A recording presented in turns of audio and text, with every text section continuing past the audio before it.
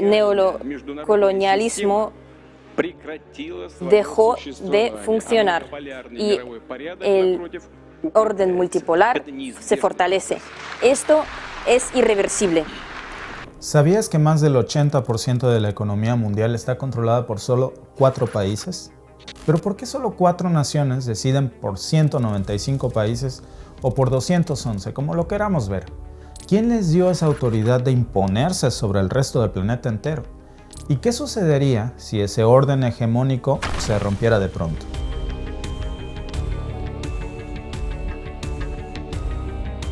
Imagina que estás en un juego de ajedrez y todas las piezas tienen igual poder. Ninguna pieza tiene más ventaja que las otras y todas pueden moverse libremente. Pero ¿qué pasaría si una de esas piezas de repente se volviera más poderosa y empezara a dictar y a cambiar las reglas del juego a su antojo? Pues ese es exactamente el tablero geopolítico de lo que ocurrió en el siglo XX. Ese poder desmedido fue tomado por solo 2 potencias, Estados Unidos y la Unión Soviética. A eso se le conoció como la era bipolar. Fue un periodo de una competencia carnicera entre estas 2 superpotencias que al final terminó en una carrera armamentista, en rivalidades geopolíticas de sus ideologías entre el capitalismo y el comunismo a nivel mundial. Pero eso se acabó con la caída de la Unión Soviética en 1991 y dejó a Estados Unidos como la única superpotencia, inaugurando lo que hoy conocemos como la era unipolar, que ha durado hasta nuestras fechas. El tablero geopolítico se acomoda y el sistema global unipolar que ha dominado al mundo desde la Segunda Guerra Mundial está en jaque, junto a la hegemonía de una moneda y un sistema económico y financiero que ha perdido confianza. ¿Recuerdas ese juego de ajedrez del que te hablaba? Pues en este punto es como si una sola pieza hubiera ganado tanto poder que pudiera moverse a su antojo por todo el tablero. Pero, como en el ajedrez, el dominio de una sola pieza puede conducir a tensiones y conflictos. Desde su posición de poder, Estados Unidos ha intervenido en numerosos conflictos alrededor del mundo. Por ejemplo, la guerra en Afganistán hasta la invasión en Irak. Y todas esas intervenciones han resultado en millones de muertes y desplazamientos y han alimentado la inestabilidad en muchas regiones del mundo. Y ese dominio le ha permitido a Washington controlar casi todo el planeta en cosas que van desde el comercio y las finanzas hasta el medio ambiente y lo que debemos entender por derechos humanos con petróleo y sin petróleo. El resultado final es que el dólar estadounidense es hoy la moneda de reserva mundial usada en transacciones internacionales y su economía está presente en casi un cuarto del Producto Interno Bruto mundial. Solo que hay algo que nadie nos dice. Estamos siendo testigos justo ahora de una de las guerras más grandes de este orden mundial. Y no me refiero a una guerra militar, sino geopolítica.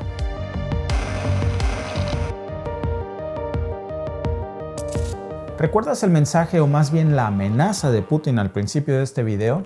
La era de un orden mundial unipolar se ha convertido en algo del pasado y quisiera subrayar que surge un mundo multipolar basado en el derecho internacional y en relaciones más equitativas y que ofrece nuevas oportunidades para enfrentar las amenazas comunes, incluidos los conflictos regionales, la proliferación de armas de destrucción masiva, terrorismo y la ciberdelincuencia. Todos estos desafíos son de carácter global y no pueden ser derrotados sin el esfuerzo y el potencial conjunto de todos los países. Pues esa es su visión del nuevo orden multipolar, como él lo llama, y es tal vez la amenaza más grande para Washington en el desequilibrio de poder actual. ¿Y sabes qué es lo más alarmante de todo esto? Que no han podido frenarlo. Y déjame explicarte por qué. Primero comencemos por entender qué es exactamente este orden multipolar. En términos sencillos, un orden multipolar es una configuración de la política global donde el poder está equitativamente distribuido entre varias naciones-estado importantes. Y contrasta directamente con un sistema unipolar, donde un solo país, en este caso Estados Unidos, tiene la supremacía. Pero, ¿cómo sería exactamente un mundo con un orden multipolar como el que propone Rusia y sus aliados?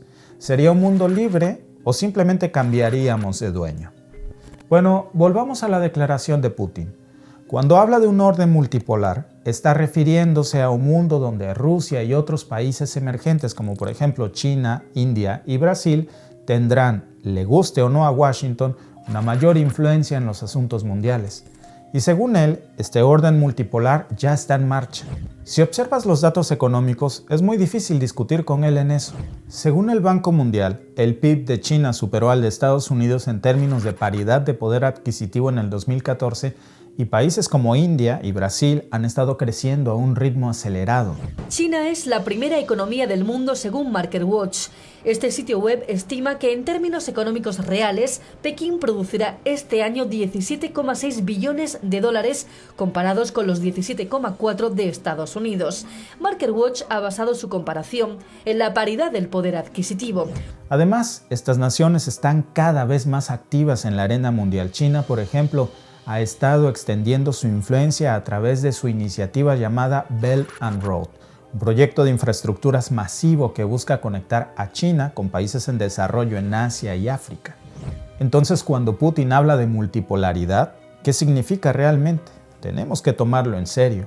Según sus propias palabras, la multipolaridad es la liberación de la pretensión de las élites occidentales de asentar como universales sus propios valores a los que él llama degenerados.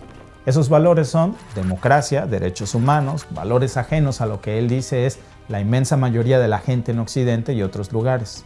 ¿Pero qué implica exactamente Putin al decir esto?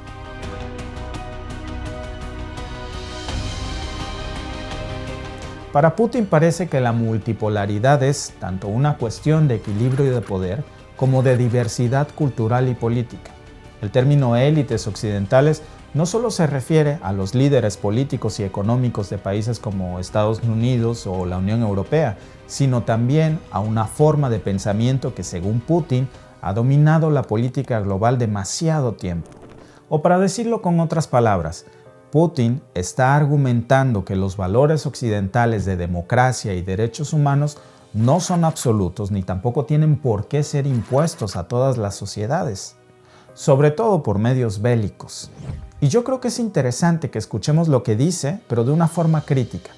Y es que para él este intento de universalizar los valores occidentales específicos es una forma de hegemonía cultural y política que según él no respeta la diversidad y autonomía de nuestras naciones.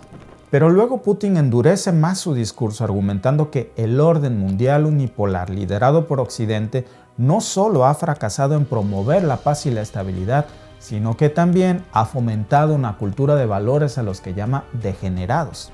Посмотрите, что они делают со своими собственными народами. Разрушение семьи, культурной и национальной идентичности, извращение, издевательство над детьми вплоть до педофилии объявляются нормой их жизни. Как стало известно, англиканская церковь, например, планирует, правда, пока только еще, рассмотреть идею гендерно-нейтрального Бога. Что скажешь? Pero, ¿tiene razón Putin? ¿Son los valores rusos mejor que los valores occidentales o es todo lo contrario?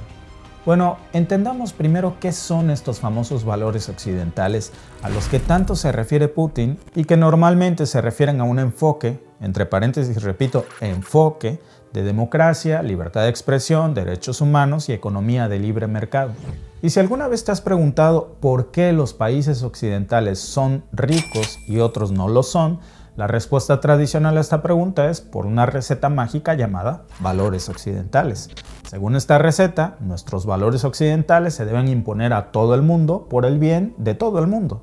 El problema es que esta imposición se ha convertido en muchas ocasiones en solo un pretexto o una excusa idealista para saquear el petróleo de países pobres, destituyendo gobiernos o protegiendo a dictadores con estos antivalores, y también ha creado una retorcida imagen en blanco y negro del mundo donde occidental es sinónimo de bueno y todo lo que se desvía de ese estándar es malo o autoritario. Tenemos que ser muy críticos en lo que te voy a decir, porque si dejamos que estos prejuicios que nos han metido por años nos invadan, nos vamos a cerrar en el primer intento. Tomemos el caso de China, por ejemplo. Según los estándares occidentales, China es un estado autoritario porque no tiene democracia multipartidista y sus violaciones a derechos humanos son frecuentes y altas. Pero si le preguntas a muchos chinos, probablemente te van a decir que consideran que su país es libre porque tienen estabilidad, porque tienen crecimiento económico y una mejora constante en su calidad de vida. Otro ejemplo es el de la economía de libre mercado. El consenso de Washington, que promueve la desregularización de la liberación y la apertura de los mercados, ha sido la norma aceptada de desarrollo económico durante muchísimo tiempo. Pero si nos fijamos en los países que han seguido estrictamente este modelo de los valores occidentales, muchos de ellos, especialmente en América Latina y África, han tenido resultados económicos mediocres y desastrosos. En Cusco, la capital turística de Perú, la mayoría de los viajeros internacionales se han marchado. Apenas hay combustible en las estaciones de servicio. Según los últimos datos oficiales, más del 40% de los argentinos son pobres y más del 10% indigentes. De los puertos donde alguna vez se exportaban productos petroquímicos, ahora salen por partes los recursos y activos de un país en recesión desde hace una década. Y si vemos la enorme diferencia de países como por ejemplo China y Vietnam, que han seguido un modelo de capitalismo de Estado y han logrado un desarrollo económico récord, entonces podemos ver una gran diferencia. ¿Qué nos dice esto? Que cada país tiene su propio contexto y lo que funciona en un lugar no tiene por qué imponerse en otro, y menos por las malas o solo como pretexto para invadirlos, y ejemplos nos sobran.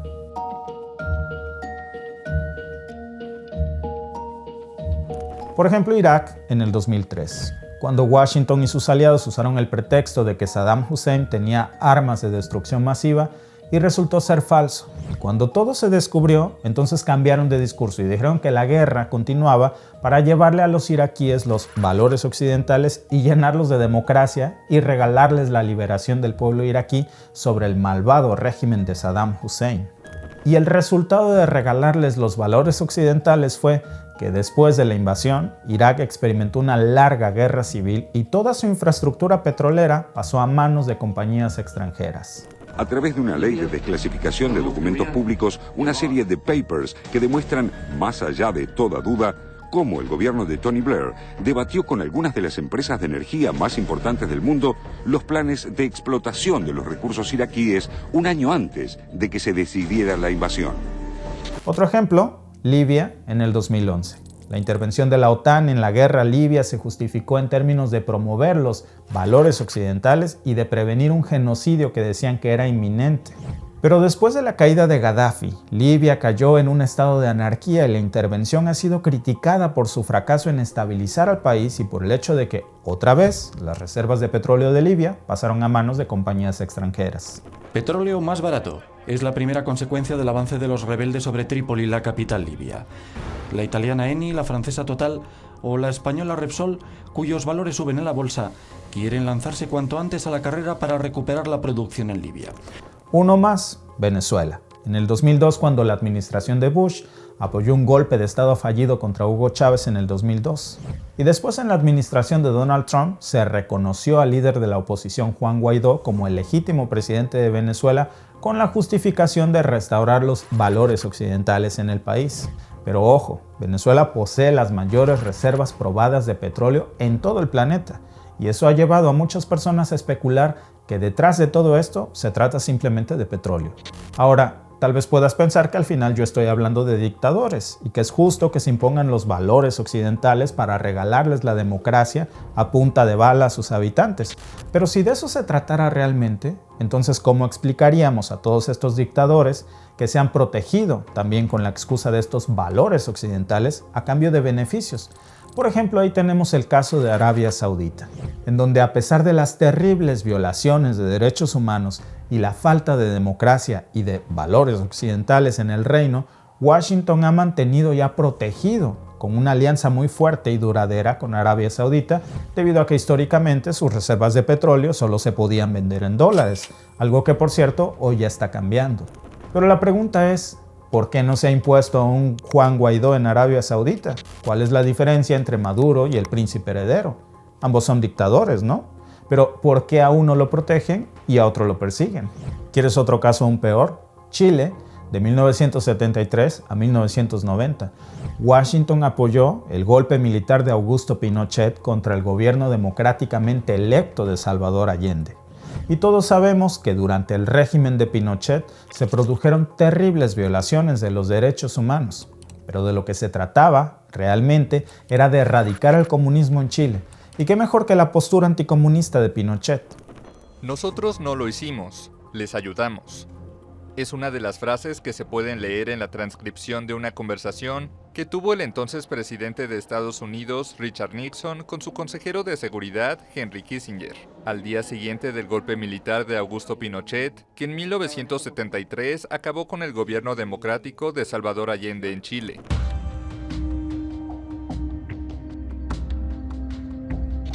Ahora, no es que los valores rusos sean mejor que los occidentales, pero de lo que se trata aquí es de aceptar que no podemos imponerle al mundo entero una sola visión de las cosas, y menos a punta de bala, como un simple discurso para robarlos. Y aquí es donde entra en juego las ideas de Putin sobre la multipolaridad que hoy se están vendiendo como pan caliente en muchas partes del mundo. Al abogar por un sistema en el que no haya una única potencia dominante imponiendo sus valores, Putin está proponiendo esencialmente un respeto a la diversidad y a la autonomía de las naciones. Eso no significa que debamos aceptar las violaciones a los derechos humanos o dejar de abogar por la democracia y la libertad, pero sí significa que necesitamos tener un enfoque más matizado y respetuoso hacia la forma en que interactuamos con otras culturas y sistemas políticos. Y es en última instancia el desafío del mundo multipolar del que tanto habla Putin. De hecho, la hegemonía de pensamiento mundial ha llegado a un extremo tan radical que el solo hecho de que algo venga de Rusia o China ya es malo. Pero si antes de decir cualquier disparate le agregamos la frase en defensa de los valores occidentales, es como si nos ungiera de repente el Espíritu Santo. Y no podemos seguir en esos extremos ni en ningún otro extremo. Como regla general, ninguna política extremista o totalitaria o hegemónica nos va a conducir nunca a nada bueno. El equilibrio de poder mundial está cambiando, eso es un hecho. Y esto puede incluso ser bueno para Estados Unidos y para el mundo entero. Al amarrarle las manos a Washington, tendrán que verse obligados a buscar consensos en lugar de imponerlos. Van a tener que aprender a hacer negocios por medio de la paz y ya no de la guerra, y también a diversificar aún más su economía y a no depender tanto del petróleo. Tendrá que ser más amable si quiere más aliados. De lo contrario, China y Rusia van a estar allí, coqueteando con la diplomacia y la paz, meciéndoles la cuna con la amenaza de un mundo multipolar que hoy ya se está construyendo.